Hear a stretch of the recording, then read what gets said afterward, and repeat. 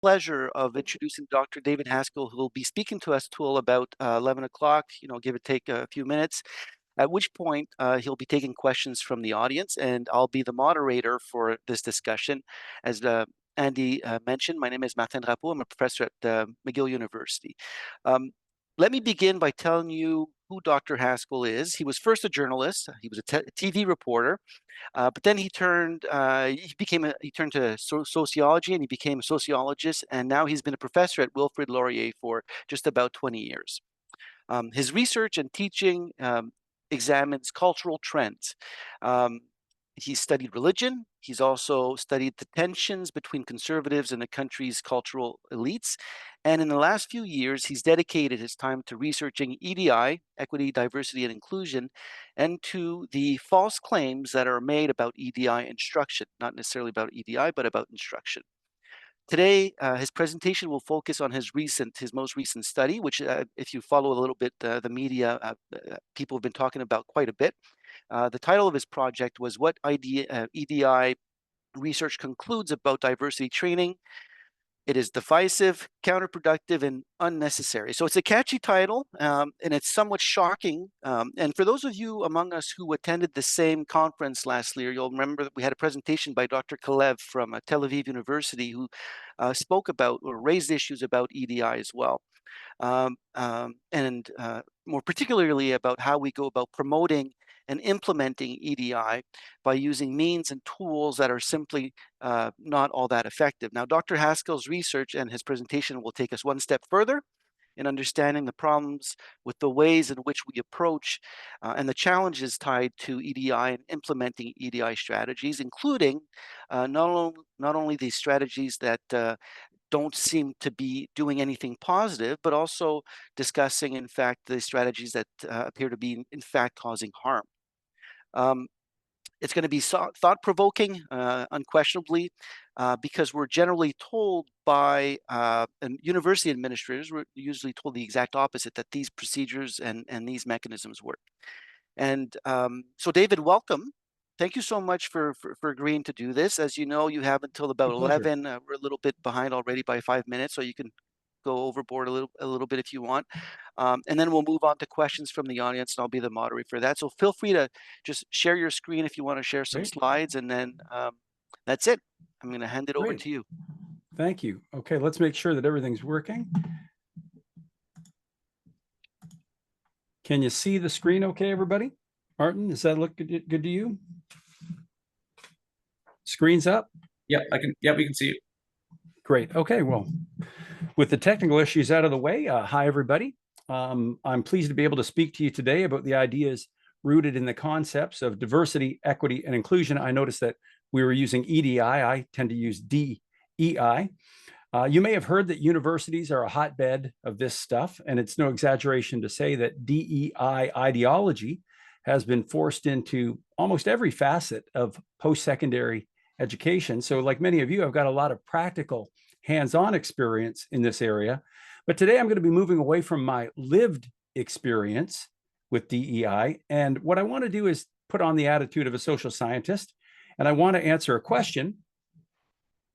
And the question is, what does the empirical evidence reveal about DEI instruction?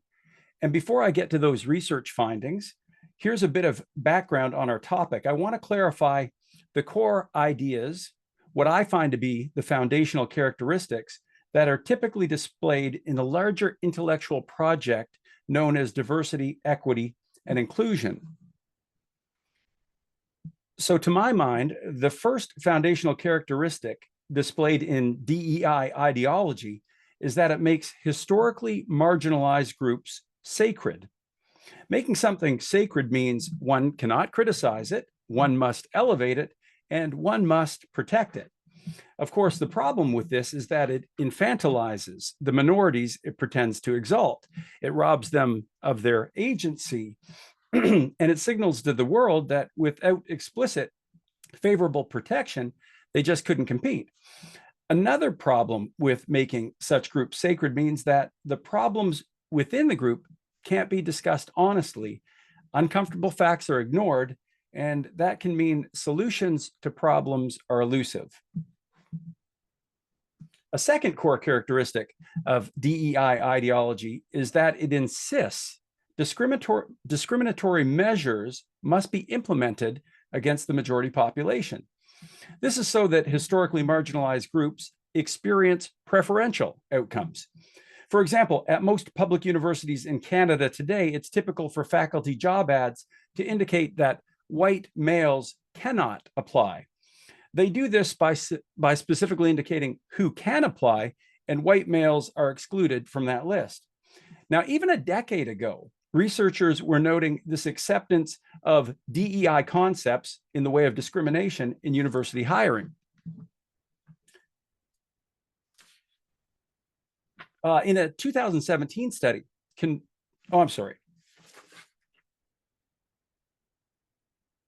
referring to a study that was done by Ceci and Williams. What they found was that in university faculties of science, there was a preference for women over men, 2-to-1 preference. Sorry, I've just messed up my notes here. There we go. That was a clear indication of DEI principles at work. Now, open discrimination against white men in particular has been documented in the hiring of the public service. I'm going to use an example from the Australian government. A 2017 study conducted by the behavior economics team of the Australian government found that when it comes to citizens applying for government jobs, the least likely candidate to make it to the interview stage was a white male. White men were 6.5% less likely to be shortlisted. So let's move from Australia, though, to Canada. In Canada, our federal government is even more deliberate in enacting explicit DEI measures, especially when it comes to public service hiring. In last week's federal budget, the Liberals announced they're changing the Employment Equity Act. It currently sets flexible employment targets for women, visible minorities, and the disabled working in the federal public sector. But now, there'll be even more specific mandatory quotas for Black people and LGBT people. Of course, it's not just in academia or the public sector that's fully embraced DEI and the discriminatory hiring that goes with it. The corporate sector now, in the name of diversity and inclusion, seems to be doing its best to avoid hiring white, and in particular, white men. So let me give the example from the US.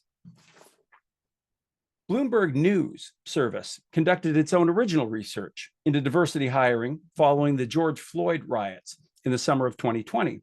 The researchers found that America's top 100 blue chip companies, the companies that comprise the S&P 100, well, they increased their workforce by 323,000 people in 2021. Let's remember that that's the first year after the Black Lives Matters protests, and it was also the most recent year for which data exists. Well, in that hiring, they found that 94% of those new jobs went to people of color. So let's think about that. Despite making up about 60% of the US population, white candidates were only 6% of new hires. For an employment sector, this is the most significant underrepresentation by race relative to their proportion in the population since racial equality laws were passed in the early 1960s. How do you accomplish that kind of exclusion? Well, by way of quick explanation, here's what was happening. It was the case that in corporate North America, this is found in Canada too, managers only get a bonus, or often only get a bonus, for new hires if the new hire is non-white. If hiring a white male can personally cut into your own bottom line at the end of the year, many will try to avoid it. So that, in short, is DEI at work. Let's get back to the characteristics. A third characteristic of DEI is that it repeatedly asserts that it's a moral good to censor and penalize anyone, including historical figures, deemed to offend the sensibilities of those in historically marginalized groups. DEI supporters seek ideological purity through coercion, and they're eager to use the heavy hand of the state in order to get their way. Now, fourth and final, DEI ideology holds in contempt most traditional Western values especially those rooted in traditional Christian belief. Why is that? Well, DEI hates Western values because, according to the logic of the ideology, Western values inform and justify the inequity in society. So I'll take that. I'll say that's my summary. That's what I would say are the core ideas underpinning the educational curriculum called diversity, equity, and inclusion, or DEI instruction. We all know that DEI instruction is ubiquitously conducted and typically as a mandatory exercise in corporations, educational system, and, as I've shown, government agencies. It's a $10 billion industry and growing.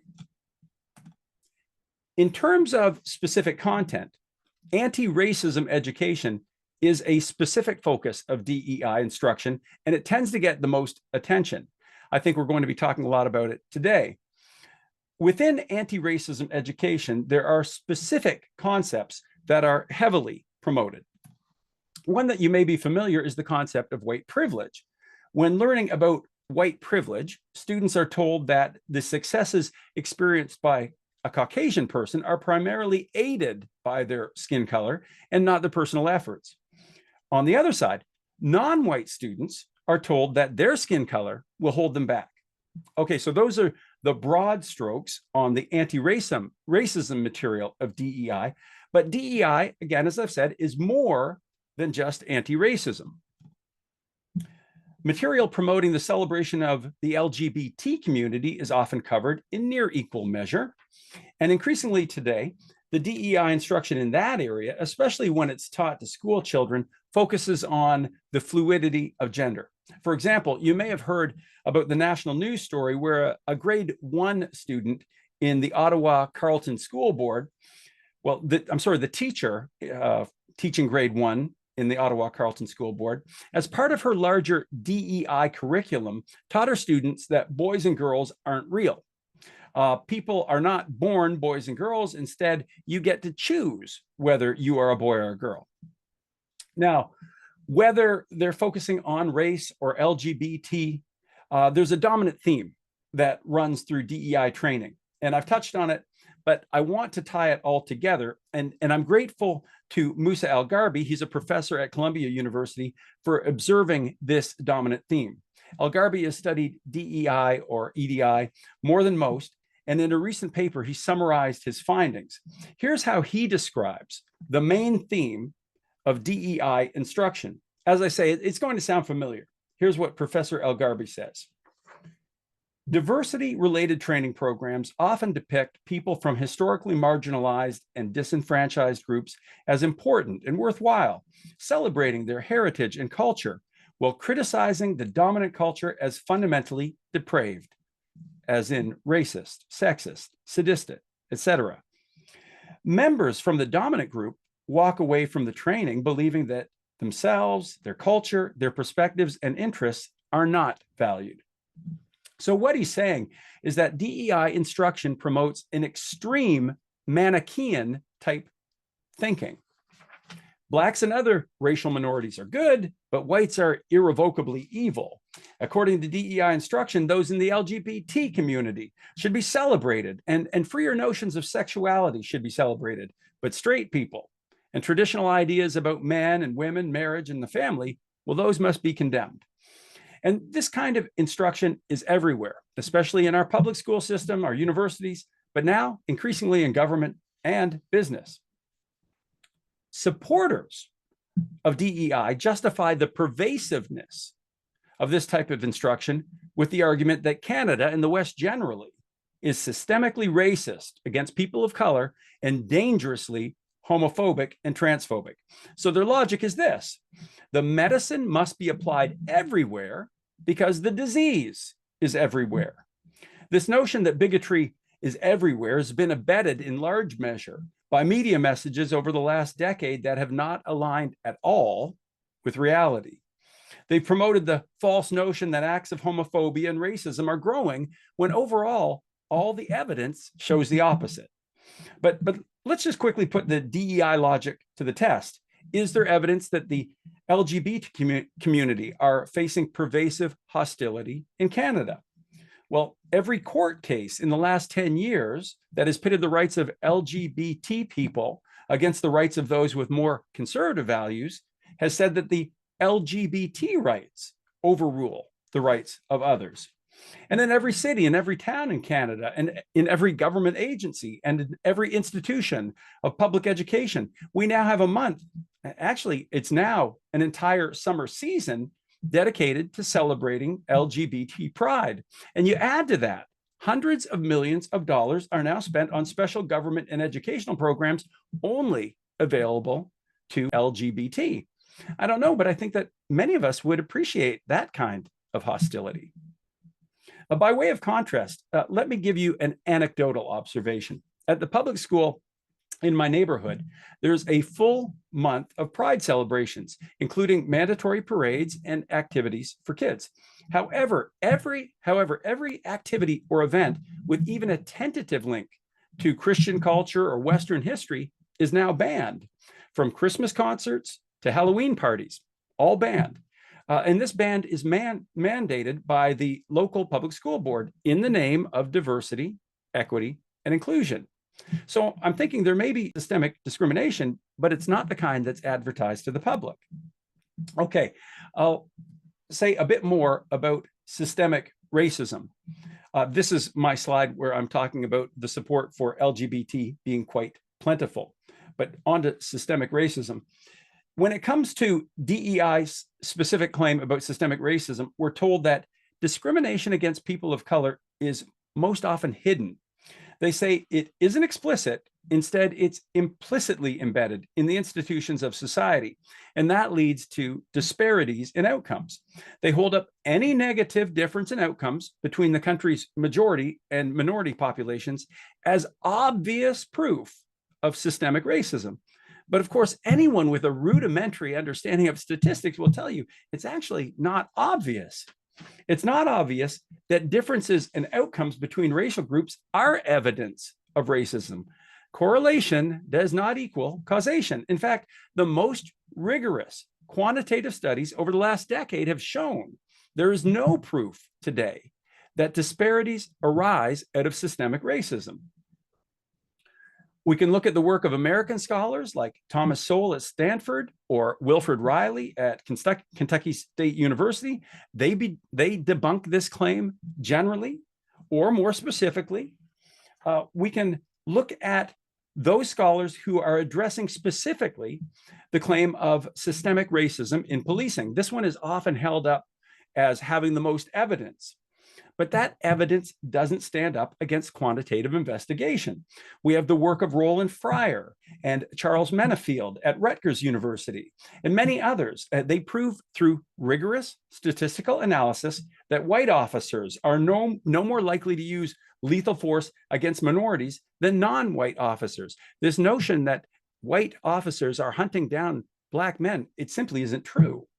But moving to Canada, do we have local Canadian research debunking systemic racism? And in fact, we do. There was a recent study conducted by economist Matthew Lau for the think tank, the Aristotle Foundation. After examining for income and educational attainment and other variables, Lau concludes, if the typical anti-racist activist in Canada today is looking for widespread institutional or systemic racism of the kind the federal government describes, they will not find it. Now, all of these studies and more debunk the notion of systemic racism. And elsewhere, I've gone into this in much more detail, and I'm not going to do that right now. My focus today is on instruction in DEI more generally, not the systemic racism side of DEI.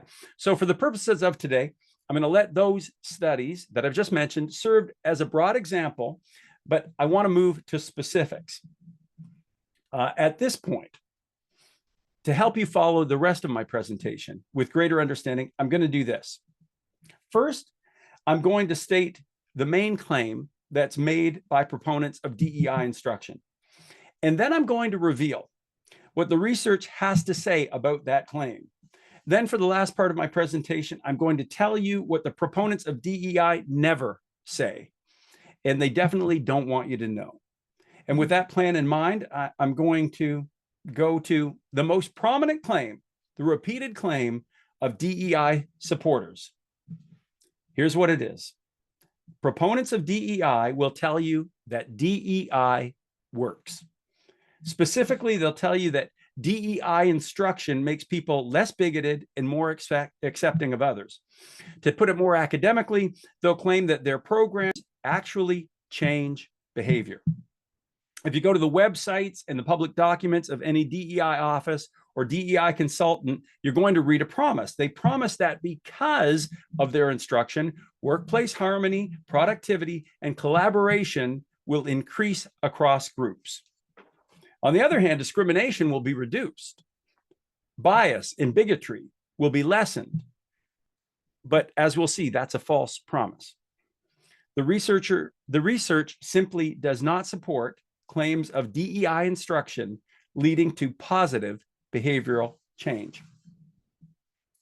For example, in their 2018 peer-reviewed article, Why Doesn't Diversity Training Work?, Harvard sociologist Frank Dobin and colleague Andrea Kalev observed this.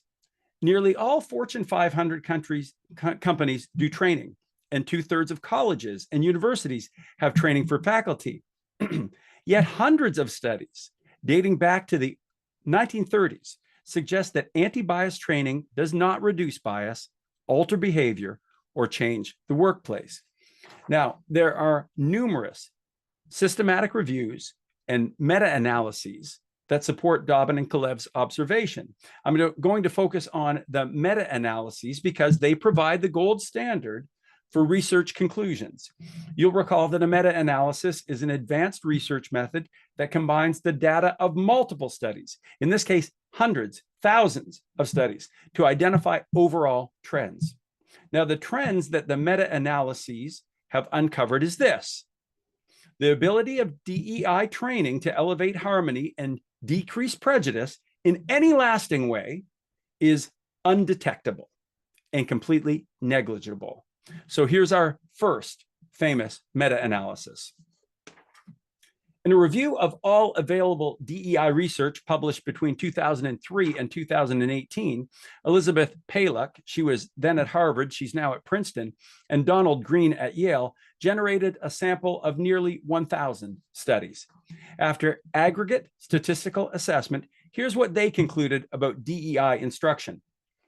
The causal effects of many widespread prejudice reduction interventions, such as workplace diversity training and media campaigns, remains unknown due to weaknesses in the internal and external validity of existing research. The literature does not reveal whether, when, and why interventions reduce prejudice in the world.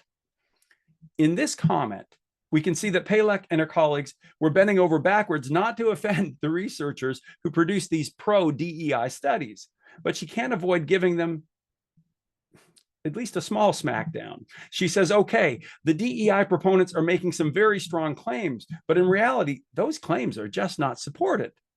In her words, the research that has been produced does not reveal whether interventions reduce prejudice in the real world. Palek and Green point out that studies supporting DEI are worthless due to weaknesses in the internal and external validity. And I want to give an example of some of the errors in method that we're talking about here. There is some flawed research under the pretext of proving the effectiveness of DEI instruction. What it'll do is it'll point to surveys conducted before and after workshops.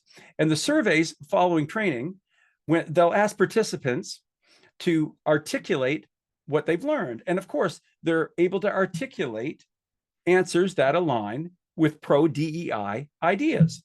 So someone who takes training afterwards can parrot what they're told.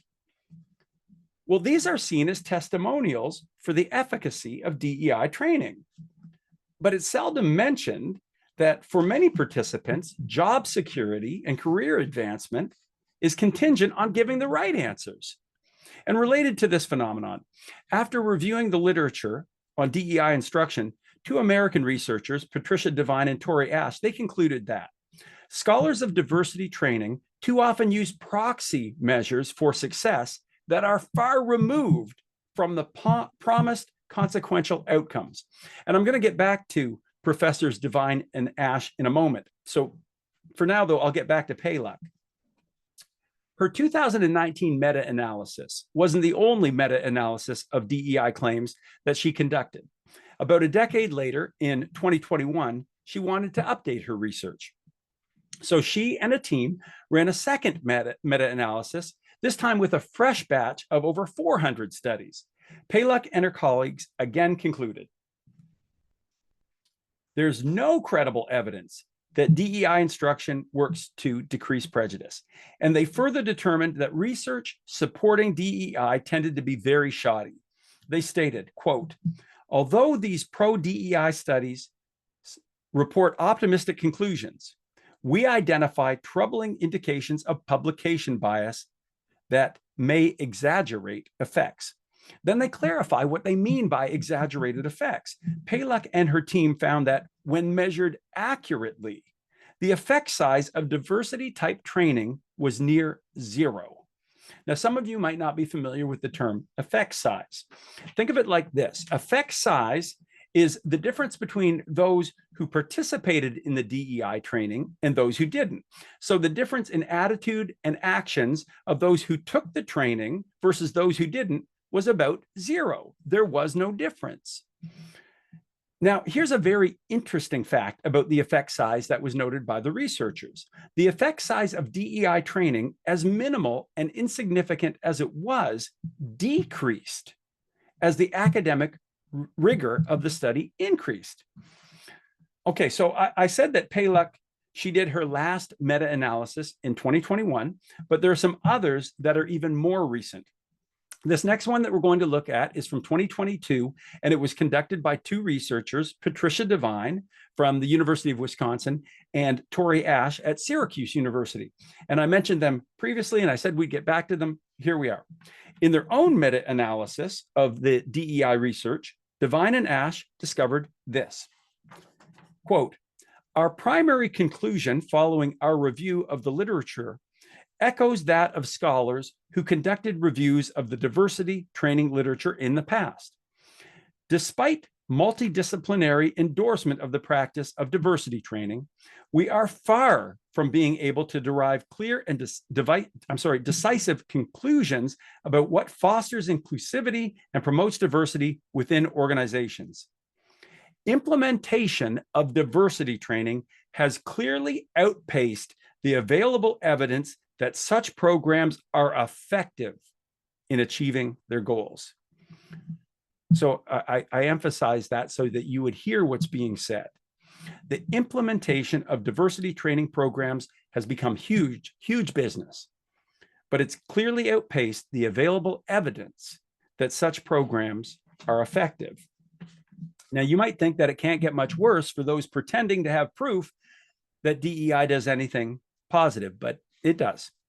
A final meta-analysis that I'll cover was published just last month, and it said that DEI is about as credible as tarot card reading. Of course, I'm paraphrasing. The actual report was commissioned by the UK government to determine the exact impact of DEI and anti-racism strategies. And it found, and I quote, there's little evidence DEI efforts such as anti-racism training have any positive effect.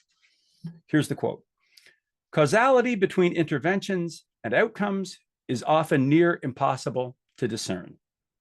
Definitive claims of what works can be misleading or inconclusive. Results in one context cannot necessarily be replicated. We used to have a name for this.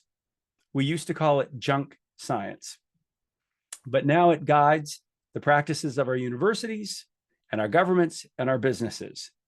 So let's pause for a minute and I'll summarize what we know so far.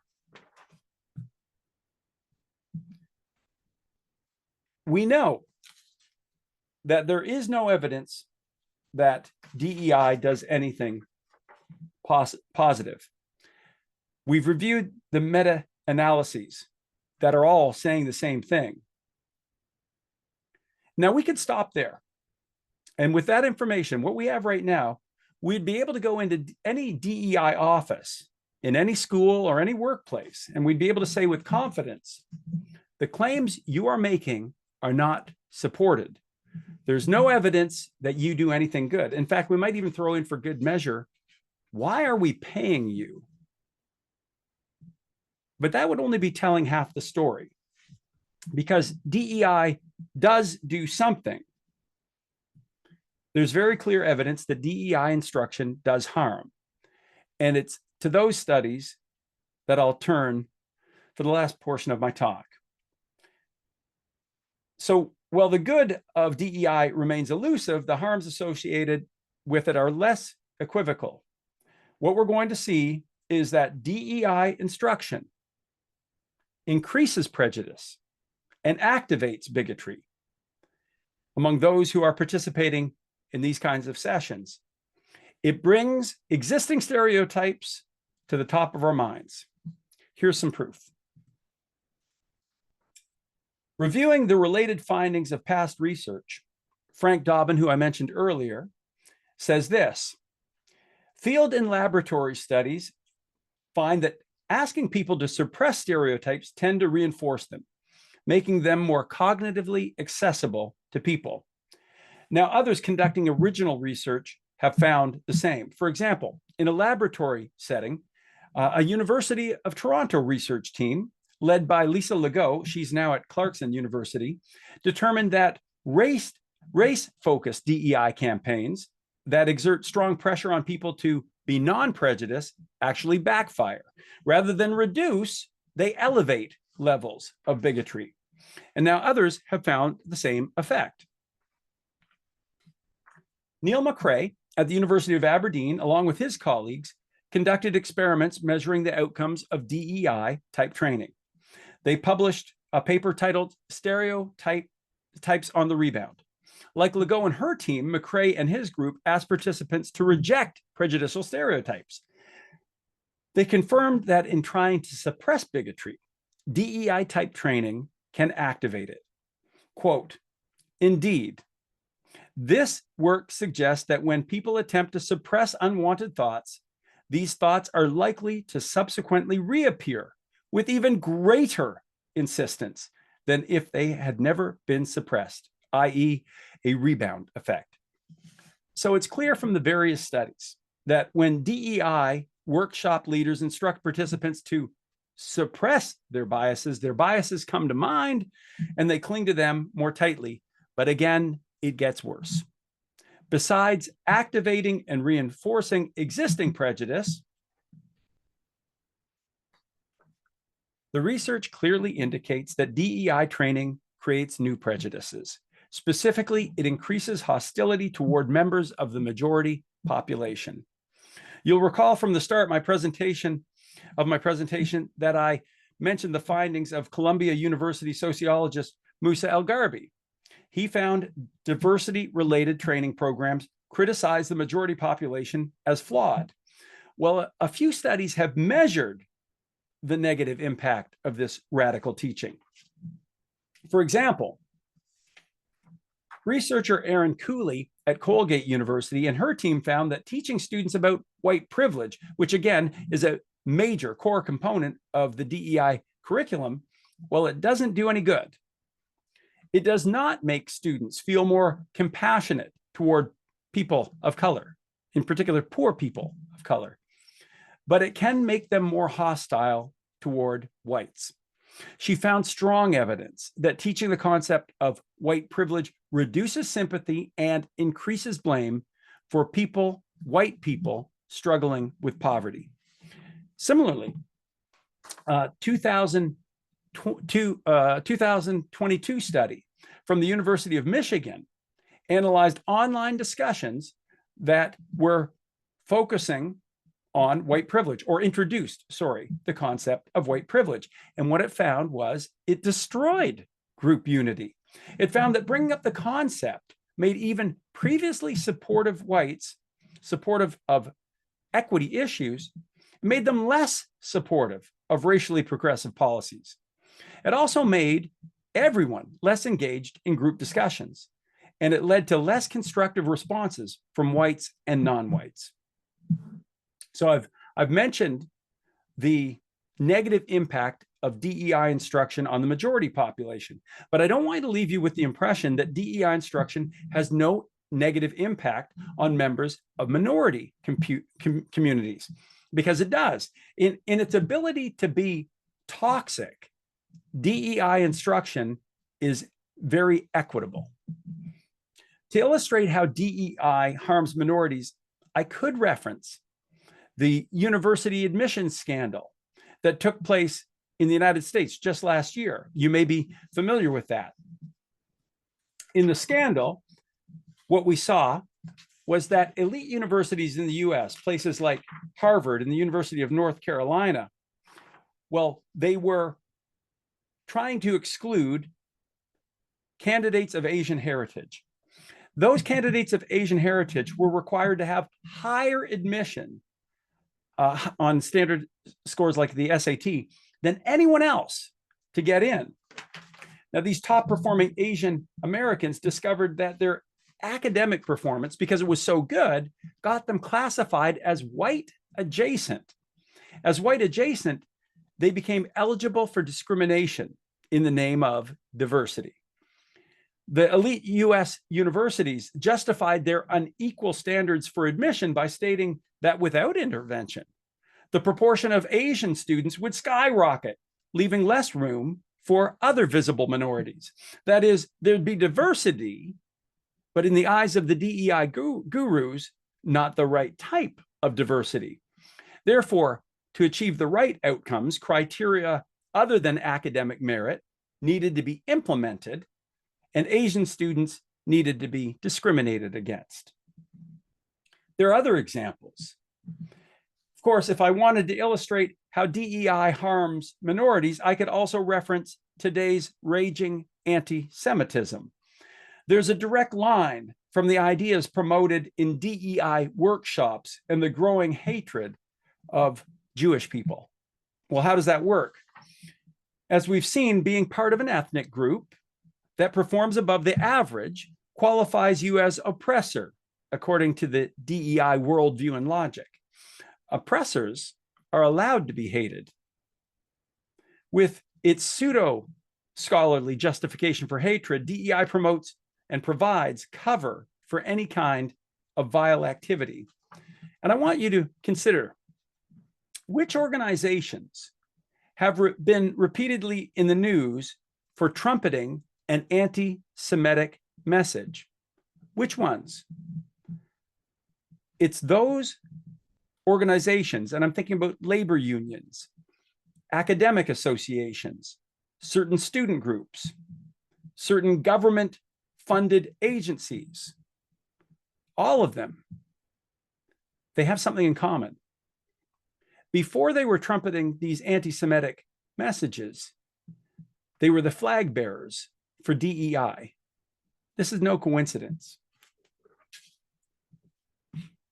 Now, I said I want to illustrate how DEI harms minorities. I'm going to use a less obvious example. There's growing evidence that DEI instruction is linked to worse mental health of any true believers, and this includes minorities. With minorities, it works like this. Minorities who take part in classes or workshops with DEI themes are significantly more likely to claim that they can see evidence of hate and discrimination against them.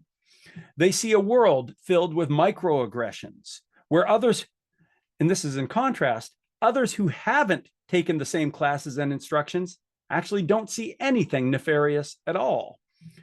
DEI instruction, especially repeat instruction, causes racial or sexual minority participants to radically increase their perception of experiencing discrimination. And that perception has very serious negative impact. Researchers at the University of North Carolina did a meta-analysis of studies examining the impact of perceived discrimination on health. They found that, quote, increased levels of perceived discrimination are associated with more negative mental, and physical health.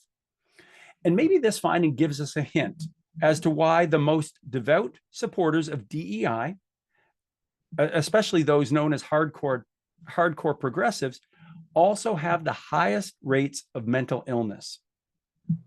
To that point, a massive study on mental health with a pool of over 6,000 participants, and they were a mix of university faculty, university students, and the general public. Well, this was just published in the last month in the Scandinavian Journal of Psychology. The researchers found that ideas typically promoted during DEI instruction or found in DEI educational materials generally, when it's believed, well, it's associated with increased instances of anxiety and depression. The researchers refer to the beliefs arising from DEI or anti-racism instruction as critical social justice attitudes.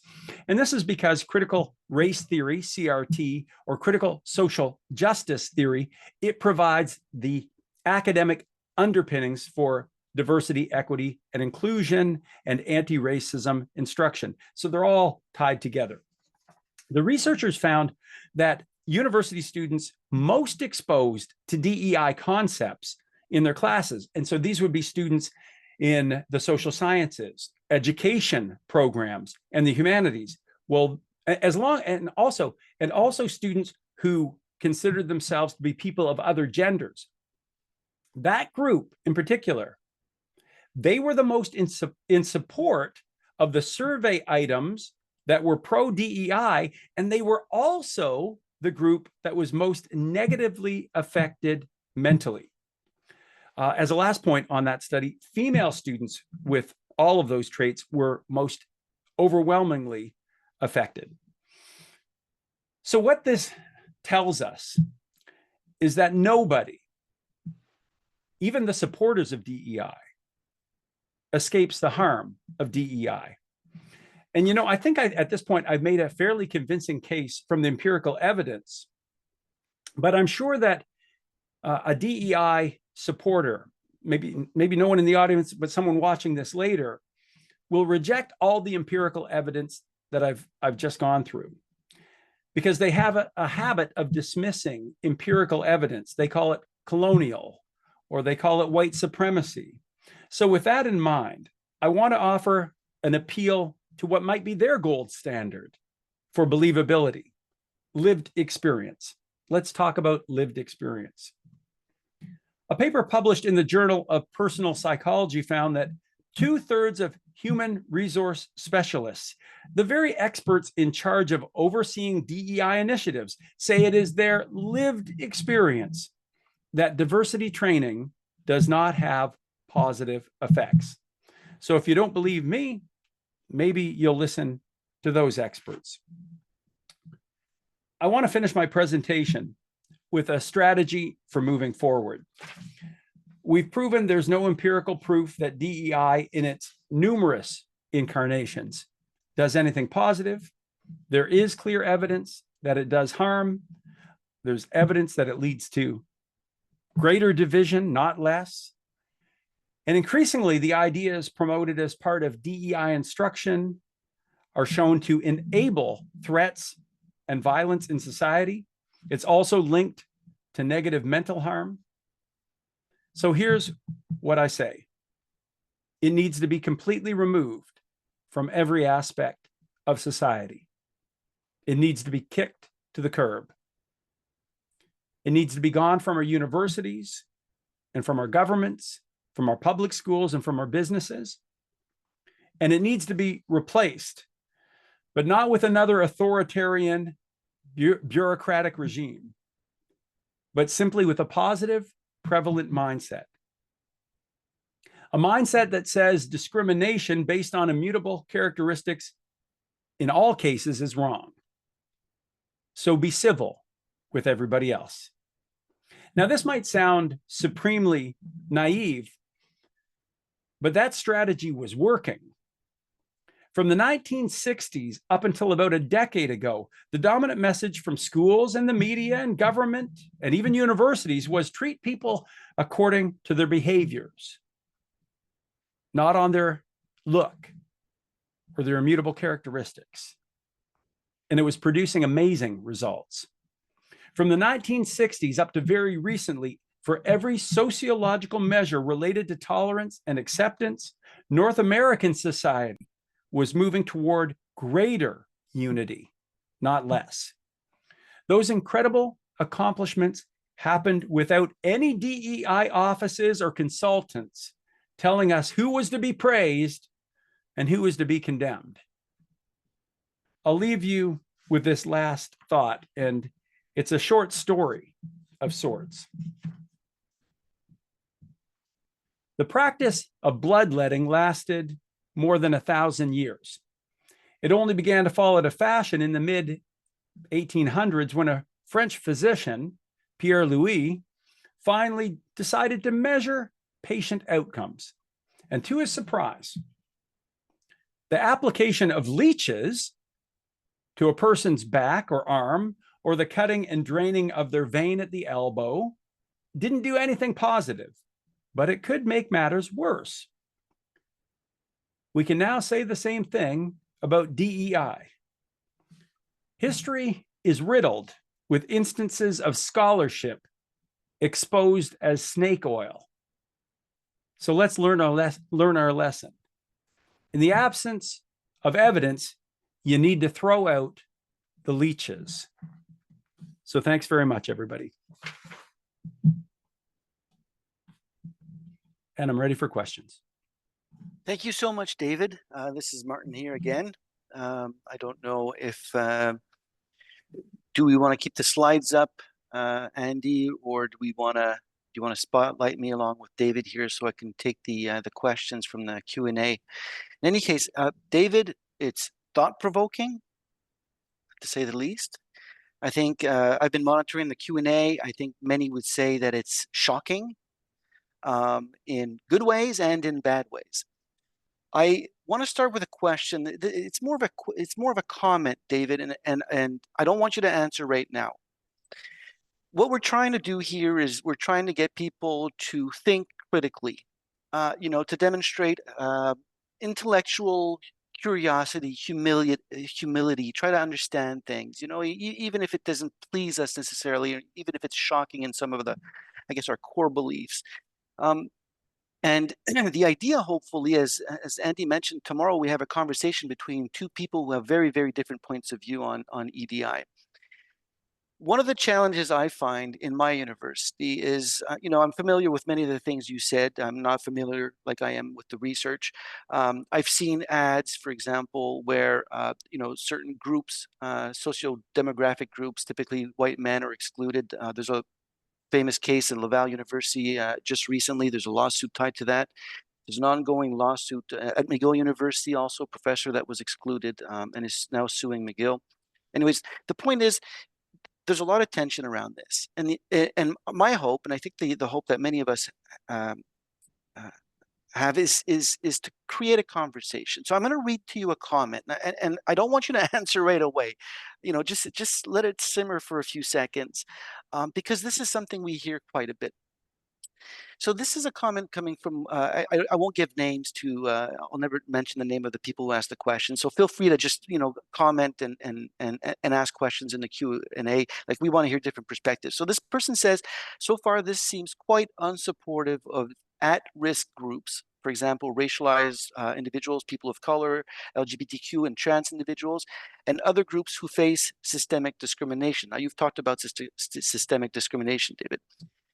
This person says, is it perhaps a bit ironic for a white male to be presenting critically about systemic racism? And so I've had a few comments in the chat tied to this, like, why are we rejecting this? What about the harm caused to these individuals who are underrepresented in universities?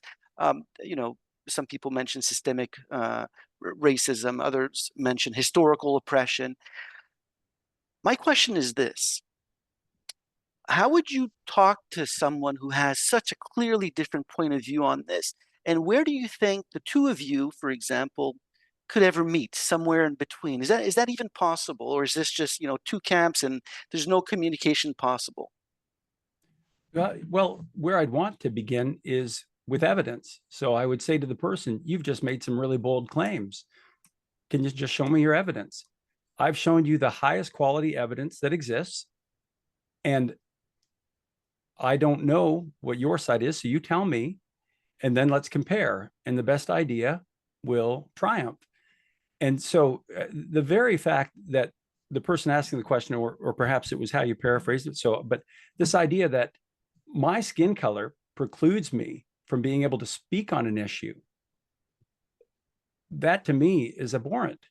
That the fact that someone would promote that idea, that's incredibly dangerous as well.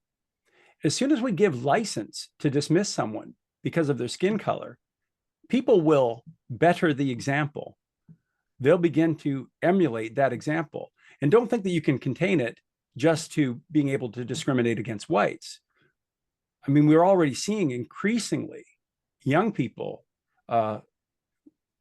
gravitating to a more radicalized version of right-wing attitudes, young white boys, because they believe this is acceptable behavior. You dismiss me because of my skin color, I get to dismiss you because of your skin color. Mm-hmm. So that's just an incredibly flawed way of thinking. So the person asking that question, I'm saying, you're making some really strong claims. I've done my best in the limited time I've had to show that your claims aren't valid. So please bring me your better evidence. Okay. I'm going to build on what you just said and tie in the next question. You mentioned that you presented some strong research, and Dobbin and Kalev presented some strong research as well that went in the same direction as what you've presented.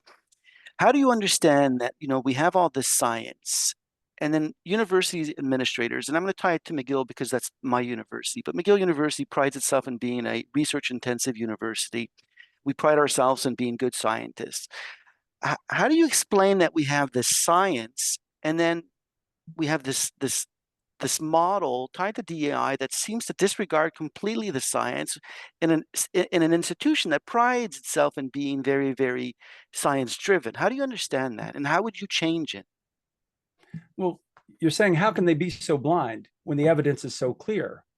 And there's an expression, it was, I think, coined by Benjamin Franklin. He was saying, well, maybe it wasn't Franklin, but the idea is that there are none so blind whose paycheck depends on them not being able to see. And the idea here is there's a lot of money for universities insofar as they are willing to embrace the DEI ideology, right? So much of the federal government's funding is based on whether or not you'll promote these ideas. So that's part of it. Another side of it is that there's a really we have to know that even scientists are not immune to ideological capture. I'm a sociologist of religion, and I can tell you that even people who aren't religious have religious inclinations. We will accept a doctrine, and then once we have that doctrine, we believe in blind faith. And anything that comes against our doctrine, we will reject, even when it is exceptionally good evidence. So there's a little bit of that going on. We've got this financial imperative. We also have this ideological capture. It's people not recognizing that they are, in fact, a religious creature and that they've embraced a doctrine, and that doctrine allows them to be firm believers. So those are a couple things that are going on. Mm-hmm. Mm-hmm. Okay. I'm going to follow up on with two questions that are tied to one another. I'm trying to sort them as they pop in. We have many questions. We're not going to get through them all, but I'm trying to respect the order in which they were submitted. You seem to conflate DEI and the idea behind DEI and the methods we put in place to try to achieve these objectives. So, we could be critical, and this is a comment that's made, of the way we go about trying to achieve these goals, but still, value EDI. Right. So I don't know if you want to respond to that comment right away, or if this is a misunderstanding, or if you would like me to follow up with a question that's tied to that. I'll start with that. Yeah. Thank you. Mm-hmm. So the notion is that DEI practices are underpinned by DEI theory, and the theory itself is flawed. Okay. Mm-hmm. So the two really are just a packaging. The instruction is a packaging of the ideas, and the ideas at their core are empirically invalid. So the whole educational pursuit, the whole educational project needs to be abandoned. Mm-hmm. Okay. And this other person follows up on the question and says, can we start from the assumption that those who promote EDI are generally well-intentioned, and that attempting to get rid of EDI programs, policies, and so on and so forth is going to be met with such resistance? Isn't there a way to salvage this movement? Isn't there something good that we could keep in this? What's the strongman version of the DEI argument that those of us who have critiques might be able to support? Is there anything to be kept from this? No. Okay. All right. Okay. I mean, it's the idea is that sometimes to make progress, when you've gone down the wrong path completely, the only way to make progress is to turn back. And that's what we need to do. As I said in the close of my presentation, I'm saying we were doing some fabulous work in terms of race relations, in terms of acceptance. Every sociological measure was saying things were getting better. I mean, that's not my opinion. That's sociological data across North America. Nobody would deny that. And so let's go back to what we used to do. And again, it's cliche, but essentially judge people by the content of their character, not by the color of their skin. That was working. And so what we have now doesn't work. Okay. This next person starts by saying, I have a devil's advocate question. So she says, we've known for decades that the best way to improve outgroup sentiments is basically exposure to members of the outgroup. So the more you're exposed to different groups, the better it is. Could those findings not be used to support affirmative action-based approaches to hiring and accepting applications, for example, in universities? The reasoning, she says, goes like this: if we are not exposed to some form of diversity, and if students, for example, don't have a Black professor, isn't there value in having a Black professor be hired so that he can become a champion for these Black students? Isn't it better for faculty as well, because they get to be exposed to someone who might come from another, racial or demographic group? No, her logic is completely, or his or her logic is completely flawed. This is the fallacy of the aspirational model. So there's so many things wrong with that. I'll begin with the first. The idea that you would let someone move into a position because of their skin color is actually sabotaging from the beginning, because the people who are in, let's say, the classroom, it's a professor, they keep thinking, did that person get in on their merit, or did they get in because of their skin color? And if the latter, then why should I listen to them? Or the student, the Black student who's watching the Black professor, they think, gosh, did he get in because he's good enough? Now I have to doubt. Now I have to doubt whether or not he had merit. Whereas if we moved away from this affirmative action model, if we moved away from DEI, that Black student, when there was a Black professor, would say, he made it just like everyone else. That's what I want to aspire to. But this other notion that you need to have someone of your skin color in order to be able to feel that you are worthy, that you can compete, that you can reach the same level of success, that's nonsense. And I'll give you the perfect example. So the largest religion in the world is Christianity. The majority of Christians are not brown Jewish people. Jesus was a brown Jewish person.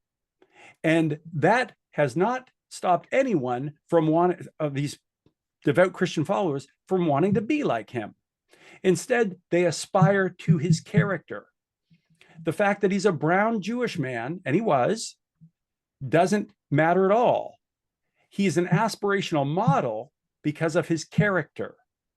And so we have the largest religion in the world as proof that the skin color doesn't matter, but the character does. Okay. The next question is about the method that you used for your work. And so this is clearly a question that's submitted by a researcher who's also worked in the field and has produced literature reviews on this. It goes to the question of, I think, picking and choosing. When you're conducting any kind of knowledge synthesis, how can we trust that you picked the right studies? How can we trust that you didn't exclude some studies?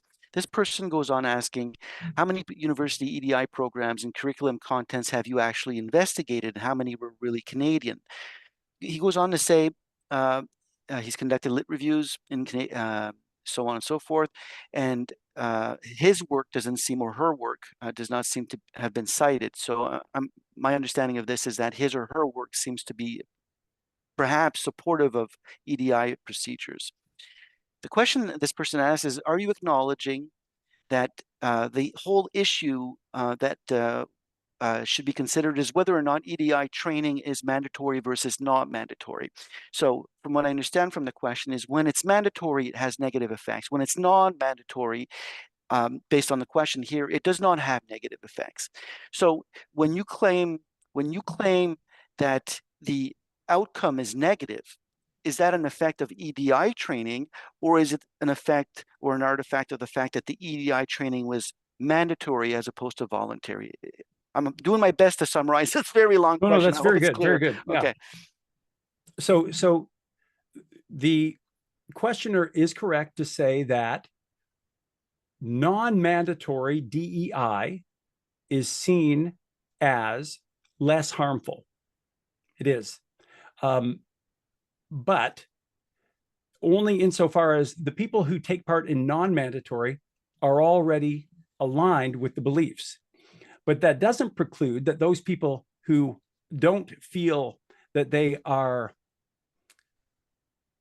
prejudiced against during the particular training. For example, let's say that you're a visible minority, you're a sexual minority, and you're taking DEI training. You'll love it. You will. So in that regard, you don't see these negative effects. However, in long term, as I've already pointed out, there seems to be a negative mental effect.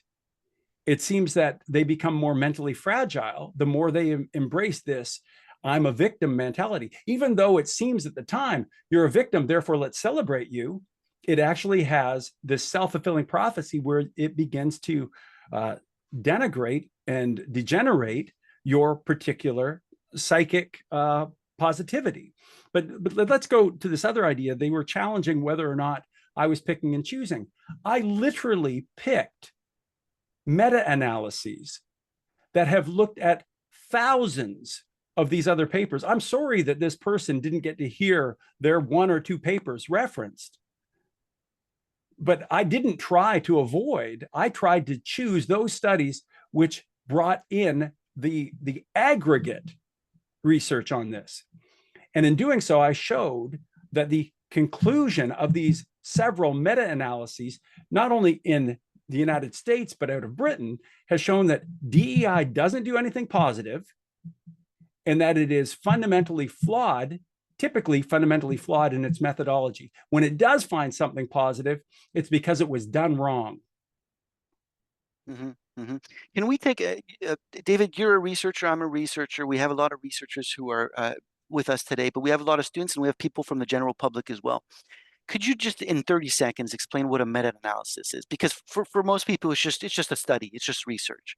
Sure. So it's an aggregate statistical analysis that tries to use a standard measure so that they can look and say, let's compare apples. Let's take all of our figures and let's figure out what's actually happening here. And often it's done.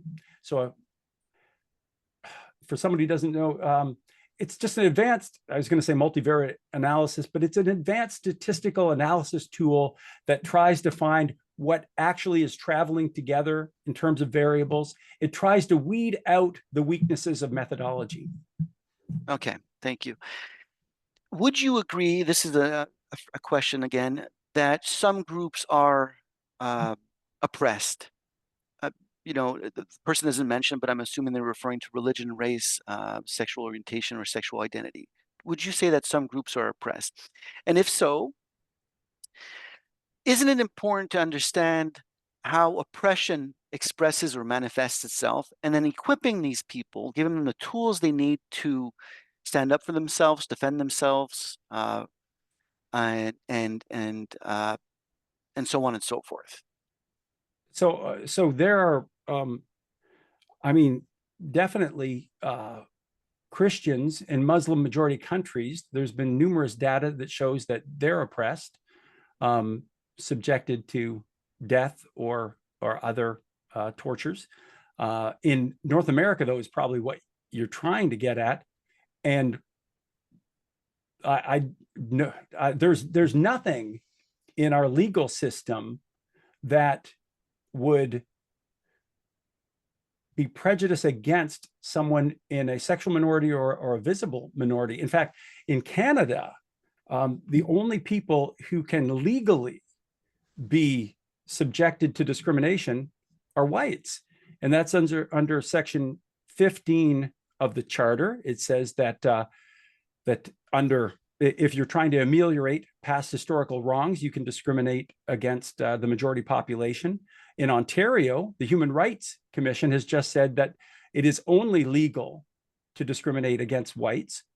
So, I mean, when we talk about oppression, are we talking about where there's actual laws that will say that one group gets a benefit and another doesn't? Because if that's the case, there is no law in Canada that says that someone who is a visible minority, a sexual minority, has less than someone else. And these examples of oppression. So I'll give you another example. So if we're saying that Blacks in Canada are oppressed, well, then that would mean that all Blacks should have similar kinds of oppression. But we know that Blacks from Nigeria, Blacks from Ghana, Blacks from Kenya actually have educational attainment and average income higher than whites in Canada. So are they excluded from this oppression? How did they manage that? Well, I can tell you as a sociologist how they did, because as a sociologist, we know, or I know, that the greatest factor in educational and income success is whether or not you have a certain number of variables, such as two-parent families, conservative religious values that promote things like hard work, don't blame the system. All these things are correlated to success. And we see that this in minority communities like Nigerians, for example. So, I mean, oppression, I hear about it a lot, but certainly in our laws, there's no evidence. And those who are often said to be oppressed, there are so many outliers where when you look at other variables, they can absolutely escape oppression. I think that it's not really a valid concept. Mm-hmm. Let me piggyback on that and tie it into this next question. Just for the people who are here, I'm getting a lot of comments. Thank you, Dr. Haskell. This, but I'm getting a lot of comments about about the fact that you're white and a man. That in itself is madness.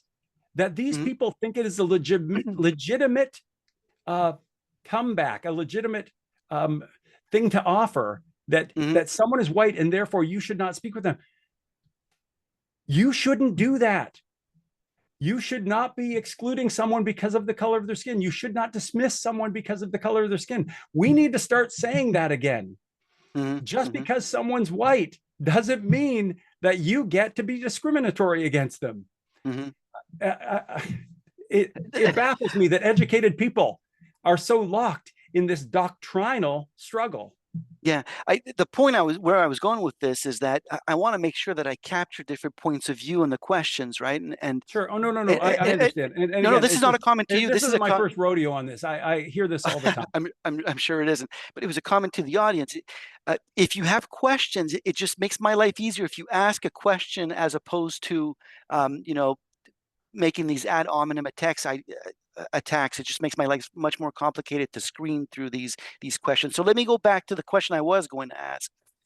But can we just point out, like, this Sure. is really indicative of where we are with DEI. DEI says it is okay to attack someone based on their skin color. This is the roots of what we see in the raging anti-Semitism right now. There are certain groups that you have open season on attack. This is what DEI does. And sorry, I just very quickly, there's a sociologist, he's a political scientist at Princeton. His name is Russell Neely, and he's examined this. He's examined this phenomenon empirically, historically, sociologically. What he's looked at, and he boiled it down to something called the reciprocity norm. And reciprocity norm is this idea that society will function insofar as the different groups in society say, I will not advance my group if you don't advance yours. Instead, we'll have an objective criteria based on competency and merit. And if we do that, society will flourish. And it did. But when you reject that norm, it's not like you can keep it in the box. You can't reject the reciprocity norm just for one group. Suddenly, you see societal dissolution. Suddenly, you see everything unraveling. Because in truth, discrimination based on immutable characteristics is always wrong. Sorry, I just wanted to just get Russell in there for a minute. That's fine. That's fine. And now I'm going back to my question, and you've sort of answered this, but it comes up very, very often in the chat and even in the last few minutes. So this is something that people feel strongly about, and I'm going to ask you again. This person paraphrases by saying, well, it sets a table by saying, what's the action plan based on, you know, what your findings are and your talk? And I'm going to read the question. Let's leave things as they are, as racism, sexism, and homophobia. Can we believe these things are just going to be solved by themselves, right? Should we just protect the white male? Okay, I'm going to skip that because, again, it's the white male. Let's forget about the history of centuries of discrimination against, you know, sexual minorities, Black people, women, just to preserve harmony. Again, comments about the whiteness and so on and so forth. I think what this person is saying, and I'm being very clumsy in extracting the information, is there's been oppression, there's been hardship, there's been, you know, suffering based on, you know, maybe the color of the skin, maybe based on language, history, you can, you know, name it. Should we just pretend these things are going to, you know, homophobia is actually just going to resolve itself? You know, it still exists, right? Sexism still exists. So, like, what do we do then? Well, the person who's asking the question has completely tried to create a straw man of what I was saying. They are suggesting that somehow I want to go back to an intolerant past, which is not the case at all. What I said was, and what I continue to say is, that we don't ignore the injustices of the past. I'm very pleased that we have moved toward greater and greater equality. I'm very pleased that we have rooted out discrimination in our laws. I'm saying that all those good things should remain, and we should work toward greater justice. However, I want justice to be empirically based. I want us to be working toward making things better when we find something that's actually wrong. So the interlocutor who was framing that question is making a lot of very spurious claims.